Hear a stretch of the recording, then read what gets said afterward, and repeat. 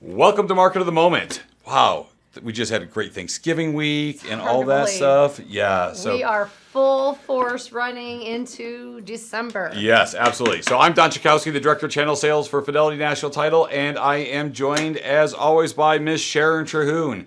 And Sharon is the boss of the bosses and the Vice President of Sales for Fidelity National Title. And we get to have this fun every week, and we get to go out there and have fun with our partners and help build businesses. So, and as we're running into December, we're also running into 2024.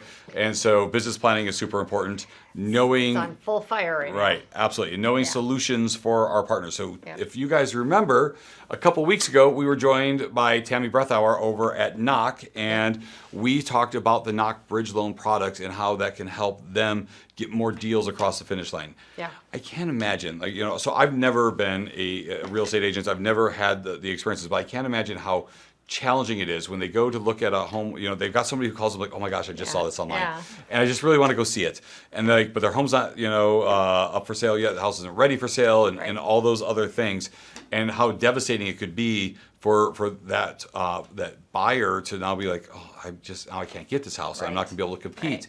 And just this NOC product does such a great job of taking that process away. And what's really cool is your buyer buying in Arizona could be selling a home in other states. They have the product not in every state, but in many states across the country, that they can represent and work with that agent in that state if your buyer here has to get that house sold. So it's pretty cool. I mean, there's a lot of flexibility. Yeah, and so if you missed renovations, I love the renovation, the moving costs, there's so many great things, all those things. And if you missed the episode 2 weeks ago, and you see this, go back and watch it, because we have the full breakdown of what the program looks like. Absolutely. A couple weeks ago. Yeah, and so, so we spent some time with Tammie asking some questions, some things that came to mind, some things that when we were at events that have come up with in previous conversations. So let's get into those questions and take a look at that, and then we'll pop back and talk about how to get a hold of Tammie. Okay. Can you tell us what the educational process looks like, and how an agent here in Arizona can help to support an agent in another state to be able to make a deal work? That's really a good point, because we call it cross market kind of a bridge loan, because as long as the bridge property is in one of the states that we service, really all that we need is a connection to that agent. We'll do the education process through something similar like what we're doing here. We're here to support the agents however they need us. If they want to do a conference call with their clients, if they want to do a Zoom call like we're doing, whatever it takes, really, we're here to help to get the word out. Now, agent to agent has come in to be a really popular thing, because I oftentimes get calls from listing agents who say, you know what, I just gave your name out to the buyer's agent because they submitted an offer, but it's contingent on the sale, and my seller doesn't want to take it. I'm like, great, send them my way, because I can help. Or the other thing that I'm finding a lot of right now are people who had thought they could sell their house before the closing of their new house. And now it's come up where it hasn't sold as quickly as they thought it might, and their contingencies coming due on the new house, and they love the new house and they want to buy the new house because we all know they're already invested in the new house. But now they're in a dilemma. They're calling me, their agents are calling me and saying, hey, do you think you could help us out? Because if there's any way to make this work, they really want that new house. So I tend to come in as a rescuer a lot too. In situations like that. New builds are the same way. People that are under contract for months, right? They think, oh, we put our house on the market. They think they can time that, right? Well, in a perfect world, you can, but we're not living in a perfect world. We all know that, right? I mean, just little tiny changes in the market make big differences. And that house ends up staying on the market longer than you thought. So now you got to close. So what do? You come to NOC. Let us help you. Well, and I have a question around that, because something you had mentioned when you were talking about how the backup offer that NOC makes with the contract, and you've only had to follow up on that a couple times, because 99% of the time, whenever it ends up selling, obviously the market is changed and houses are sitting longer on the market now, do you foresee any of that projected to change in your world? Because I mean, I feel like there are houses sitting on for 6 to 8 to 12 months now. There could Yeah. be. Yeah, Well, I'll tell you, fortunately, we are a nimble company. And when things change, we have the ability to adjust, which is what we did. When the market first changed and I'm not going to say stuck, but we had a whole different lending formula. And that's when we ended up buying some of those houses because we were not, our equations weren't quite the same. We made some changes and we are much more I think, prudent in our valuations. When we determine fair market value, what we do is we compare the real estate agent's list price to our automated value, and we work off the more conservative number. Okay. So we take a pretty conservative approach because we're a lender. But we feel like that's kind of how we avoid our risk in having to buy properties. Well, and I And think that we that's have a great. whole team. I'm sorry, let me just say this real quick. We have a whole team called our home marketability team, and they follow the listing after the day the purchase loan closes. It goes into our home marketability team, and there is a requirement that the house is on the market within 45 days of closing on the new house. That should give that person enough time to move out of the house, get it ready for market, and get it listed with a professional. And then our home marketability team stays up with it. Like, how's it going? How's the showing going? Have you considered a price reduction? Is there anything on our side we can do to help get some visibility? We work with you to get it sold because we want it sold as much as you do, right? So that is an integral part of it. Yeah, and that is something that, so when it comes to pricing, right, that's always tough. And because, I might think my house is worth, the moon and the sun. And so, and we talk about this all the time. It's only worth as much as somebody's willing to pay for it. Exactly. And so when the market is telling you that, that the market's not willing to pay your moon and the sun price, then there's that motivation by knowing that other number's there, and that you have some motivation to make those price corrections in that process, right? And so Exactly. so that is I think pretty important. And something that we talked about as well the other day was that the 2% is based on the list price of that home, the original list price of the home, not what it gets reduced to and all that. So that accuracy is important. And if an agent is working with a seller, for them to talk about, hey, look, you're actually going to save money on this product by let's getting it right the first time, and not have to go do and price corrections. And now you're actually paying 2% of a number that's higher than what you were actually doing. Actually, yeah, and we really rely on real estate agents. We're in partnership with you. And when we ask you what you're going to list the property for, we want you to have done your due diligence. In some cases, if there's a big difference between our automated value and a list price, we're going to ask for a CMA. We're going to say, could you show us what you're using, what you're presenting to your client to support that list price? And the most important thing about that list price is, what are the days on market? What are the average days on market? Like, if you can support that list price and it's a reasonable days on market, average days on market, hey, we're fine with that. We're still going to lend off the most conservative number for the bridge loan, but most importantly, we want to make sure that that list price is a price that's reasonable for the situation, and there's data to support it. That's really all it is. Which is another layer of protection for the consumer and the agent, and really does give them another angle to be able to educate the seller, right? Absolutely. Yeah. So how does it work too? If somebody you mentioned on putting towards renovations on the house, being used towards renovations, do you have a approved list of people they have to use, or can they use their own contractors? Do you have to have that estimate sent to you and then you approve it? Like, what does that look like? I'm just curious. No, that's a really good question. So, of the 35,000, up to 35,000 that we can build in for a home prep budget, $5,000 of that we can call moving expenses, and we can disperse that money the day after the closing of the purchase loan, and in a cash overnight, or a check overnight. Okay. So they have $5,000 cash coming from their bridge loan. If they want to use it for moving expenses, great. That's what we call it. Now, the other 30,000 of home prep budget is money that they can use for the old house to get it ready. And what we do with that is we ask them to send to us either the invoice or the receipt or the work order, whatever it is, so we can see what the work is, how much it costs, and then we'll just direct deposit the money into their account. They're going to make the payment, but we're going to give them the money to do it. Excellent. Yeah. Great. Which super convenient and super Super seamless. convenient, yeah. It is, yeah. We really simplified that process. In the beginning, we kind of tried to control it with contractors and here's lists and all this, and we'll pay and do all this. We realized, you know what? People want to do it their way, and they want to do, some of them want to do it themselves and are capable of doing it themselves. A lot of agents have people they work with that can do this stuff. So why are we trying to control it? Let's just give them the money. We'll just give them the money. Show us the receipt, we'll give you the money. Show us the invoice, we'll give you the money. That's really how we work with that.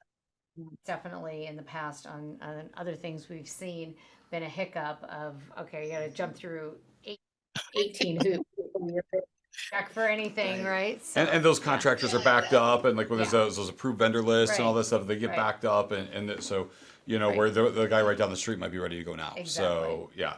So Yeah, it's okay, great. Tammie, one of the questions that somebody was asking me after our conversation the other day was about um, and you mentioned this in your presentation as well, but maybe you could just expound on it a little bit. So the fact that it's not counted, the bridge loan is not counted against your debt to income ratio. So and I believe you said it's because the contract is already in place, the guaranteed contract. But maybe you could share a little bit about that for people who might have questions there.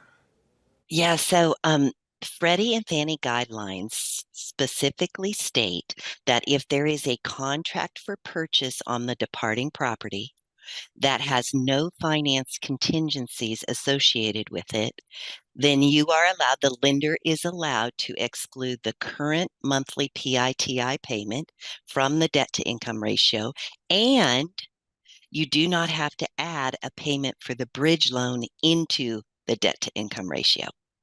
So it's really helpful when you come to qualifying, when you can take out a current monthly mortgage payment and you don't have to add in a bridge loan payment. That helps a lot for DTI, debt to income ratios. It helps a lot on those debt to income ratios. And so the thing I really like to stress is everybody in the transaction, when you do a knock bridge loan, benefits. The lender benefits by being able to exclude for DTI, better DTI. The agent gets to make offers that are not contingent on the sale. The buyer gets to move into their new house before they list their old house and have to deal with all that. And the seller of the property the buyer's buying, they have the certainty of knowing it's going to close on the contract date, closing date. So everybody wins. Yeah, that's what we love those kind of scenarios. Love So, wins. yes, yeah. Wins all Yeah. day long. That's great, Tammie. And what if okay, suppose that they have so they put their house on the market and the market slows further, or that whatever is, the house isn't getting sold, and so now we're 175 days into it. First, so I mean, so one, if we get a contract today to close in 15 days is super difficult, right? So is there exceptions for that? And I don't know the answer to this question. This is something that didn't come up yesterday. Or is it possible for them to start making payments themselves on the bridge loan, or does it automatically default back to the original not contract? Or is there a way they can pay off that contract if they were to do something else as far as financing it? That's a lot. I do No. not. Yes. Yeah. Let me load all the questions into Wow. one thing. Okay, we So, have like yes. one. No, that's okay. I got it. I got it. So at 150 days, first of all, we're going to stay in touch with them all Right. along. Our home marketability team does. But at 150 days, we're going to start the escrow process for the knock purchase offer. We're going to deposit some money in escrow. We're going to do some inspection. We're going to start that process. Okay. But remember, we really don't want to buy this house. So if you come to us at 175 days and say, we got a buyer, they're under contract, but we can't close for 30 days. Well, that puts us over 15 days, right, of our due date. we're going to work with you because we were so happy that you got somebody on the line that's going to buy the house and it's not going to be us, that we're going to work with you on that. What do we have to do to make this deal work? Okay. Now, if we get to 180 days and there's no offers, you have the option of utilizing the knock purchase offer so that you can be done with the deal and walk away with no money out of pocket. If you have the means to pay off the bridge loan without selling the house, go ahead. All we want is to get paid off, right? Once you pay us back, we will release the lien on the property. Most people have to sell the house to pay back the bridge loan. And that's why the knock purchase offer is there as a safety net. Well, and it goes back to the whole market conditions, and what market tells us what something's worth. And one of the risks that you take as an organization is you're locked in on that price. And if we were to have a really significant a change of circumstances, you're still locked in on that price, Right. correct? Yes, that's exactly right. Because once they go under contract, we finalize the bridge loan. When we finalize the bridge loan numbers, we finalize the knock purchase offer. Now, there are a couple caveats in the knock purchase offer, or you might even call them contingencies. And what they are is they're seller contingencies. Okay. The seller must put the house on the market within 45 days. The seller must make the property available to be shown. The seller must make every effort to accept an offer from a third party. If the seller of that property does not do those things, we may decrease our purchase offer by 10%. Yeah. Yeah. Because you're not doing all the things you agreed to do up front to get it sold.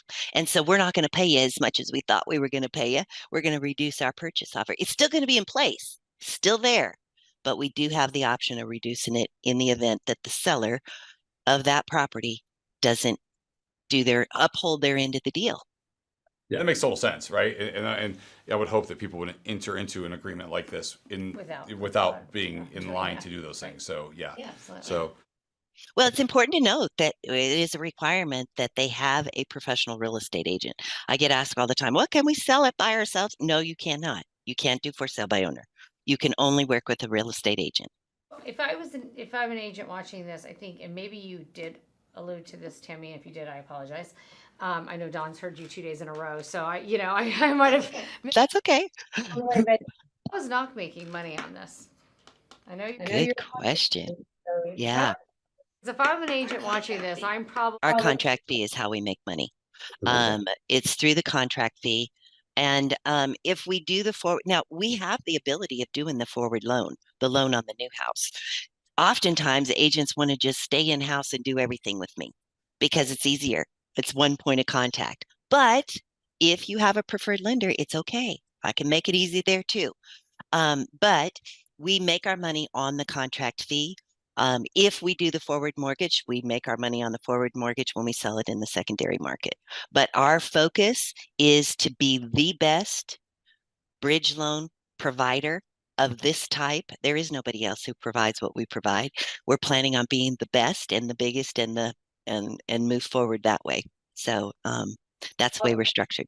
Yeah, this is a great market. It's a great market for Knox. Yeah. So that's fantastic. Well, Tammie, thank you so much for your time, and just thank you so much. Yeah, thanks, Tammie. Appreciate you. Thank you. Thank you all. You have a great day. We are back and hope you enjoyed hearing all about Knock. Tammie, she's such a great partner. She absolutely wants to work with everybody. What I love about it too is how they also embrace our lending partners out there. Even though they're a lender, they'll work with any lender on this bridge product. So real estate, for everyone from the real estate community to the lending world, all of our partners can really benefit from this incredible product. Absolutely, yes, no doubt, and that's what the debt to income ratio questions we asked about and all that stuff. I think those are all important things for us to know. So, so to get a hold of Tammie, feel free to reach out to us. So we at Fidelity, we pride ourselves on having those resources at our fingertips for you. So get with somebody on the Fidelity team if you are looking to get a hold of her and to start implementing this product, and we want to help you have that. So love that. Awesome. Dawn, let's go ahead and check in with Mindy, our market master. Mindy. Love it. Come on, Mindy. We are headed. December is right around the corner here. Tell us what you think is in store here, closing out fourth quarter 2023. I don't know how we went from preparing for Thanksgiving to planning for New Year's, but it seems like time just speeds up right about now, and someone definitely gave that memo to the real estate industry, because we've seen people get curious about the safety of their home equity and what they might be losing in buying power by waiting until the new year. Listings have been on an upward trend since July, and it looks like we might just end the year with about the same number of homes for sale as we started 2023 with. The good news is that even though demand has only improved ever so slightly with those lower interest rates in the last month, and the overall market is more balanced than we've seen in a while, sellers still have the advantage in those hot locations, while buyers are living their best life on the edges of town. You'd think that prices would be falling considering that we peaked in rates at just over 8%, and the news would have you thinking that's the case. But the truth of the matter is that we don't see the prices plummeting because we don't see the panic that we saw in the market a year ago. It's hard to lean into the market crash idea when you still have to wait an hour to get into any restaurant in any downtown from Phoenix to Gilbert on the weekend. This is right about the time of year that we start to see predictions come out for 2024. And you'll hear the gamut from crashing home prices to soaring inventory to plummeting rental rates and more. But my pro tip, keep your ear as close as possible to your local real estate professional. Without them, you won't know what's really happening in your market, and the global view just won't cut it. Here's what we're watching. All 17 major metropolitan cities that we track are trending towards a more balanced or buyer's market because inventory is creeping up, which is unusual for November. Typically, this time of year, we have the fewest people listing. So even though we have 70% of the new listings we typically have this year, our monthly listing numbers have been pretty equal every month of the year, about 7,000 to 8,000 a month. With the listing count more on trend with a typical November, but listings under contract almost as low as we were at this time last year, the supply has risen to 16,000 listings, which has pushed the valley into a balanced market. If you look at the stats across the board, we see monthly sales dollar per square foot is flat, and the average sales to list price, they've dropped just a little bit. But monthly sales dollar per square foot has been on a steady incline from $265 2 years ago to $273 a year ago to $290 just last month. And affordability, well, that remains the hottest topic and certainly the most controversial. And it all depends on the area and the people purchasing. I can tell you that our clients are solving problems with real estate in this market and the one to come. Oh my gosh, thank you so much, Mindy. We always appreciate your updates and all the market information that you are able to share with everybody who checks us out every week. Good. So, okay, so we can't do all this stuff without money. No. Yeah. So buying and selling houses, money is important, and Tammie shared a lot of money stuff, but that mortgage part is for that long-term plan is important as well. Right, so absolutely. So let's check in with one of our most amazing resources, Ms. Amber Kabark, and over at Guild Mortgage. And Amber, what do we have going out there on your role? What's the biggest thing standing in the way of the success you want to have in your business? What will move the needle the most and help you go from reactive to proactive? What is going to allow you to be the true business professional that you want to be? A CRM. It's not fun, it's not sexy, and it can be tedious, but I'm telling you, it is the #1 tool that you need to have dialed in your business. This is the way that you operate everything out of your business to ensure that all of the hard work that you do, the open houses, the door knocking, the networking, the calling, turns into a commissionable event. Because without the CRM, how do you organize your follow-up? How do you get in touch with the clients when they need to be reached out to? There's no possible way to manage that all up inside of your head.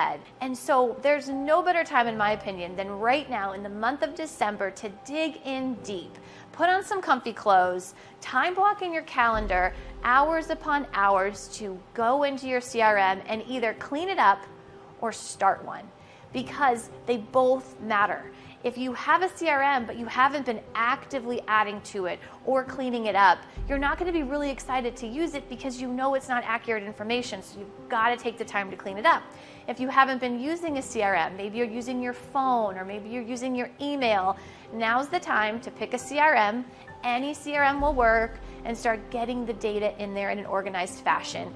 Do you know how good you feel after you clean out a garage or clean out your closet? That way you feel lighter, you feel productive, you feel energetic. I swear that by either cleaning up or starting a CRM, you will feel that 10 times. Your business is so important, and I really believe that in this market, only the pros are going to win, and the pros have a CRM.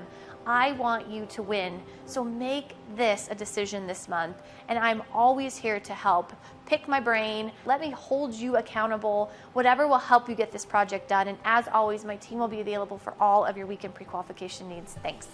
Amber, thank you so much for that update. We always appreciate all your knowledge, and I personally have worked with Amber for, gosh, I'm trying to think now. I would say probably 18 years, Amber. Not 100% sure. It's pretty close, though, because been a bit. I have an Amber that's 16, and I'm pretty sure I might have enjoyed you liked your name. Let's just put it that way. that I capitalized on it. Anyway, thank you so much. And we do talk about this all the time, how important your partners are today in the lending world, the real estate world, and your title world. Right. So please think of Fidelity National Title as you're writing those contracts, guys. We are here to stay. We are fighting all across the country, to help get deals closed for you guys and representing you well, and with the security of a large company behind it. So thank you for your partnership. Thank you for enjoying time with Don and I today. Yeah, absolutely. All right. Well, we are going to go ahead and let you go. And thank you again so much for joining us. And we'll see you next week. Ciao.